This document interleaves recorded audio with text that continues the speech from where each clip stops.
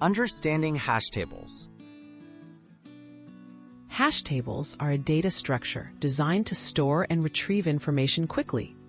They use a special function called a hash function to convert data like names or numbers into an index.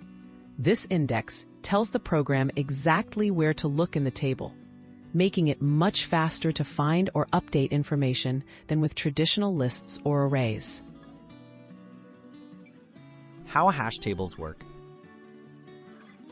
The hash functions transform a key, such as a word or number, into a unique position in the table. When you add a new item, the hash function calculates where to place it.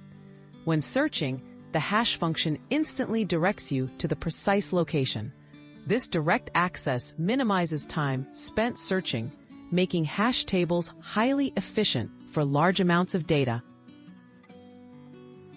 Handling collisions in hash tables. Sometimes different keys can produce the same index. This is known as a collision.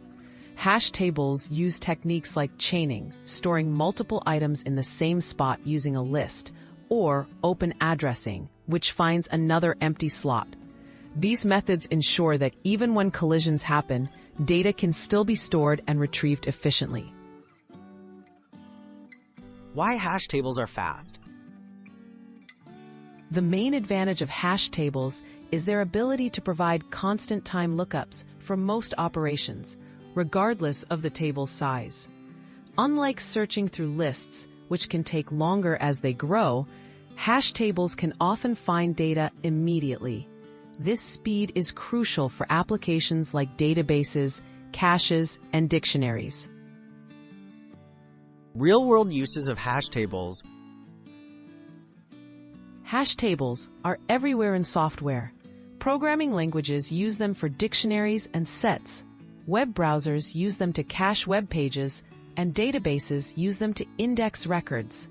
Their efficiency in data retrieval helps power fast searches and smooth experiences in many everyday applications.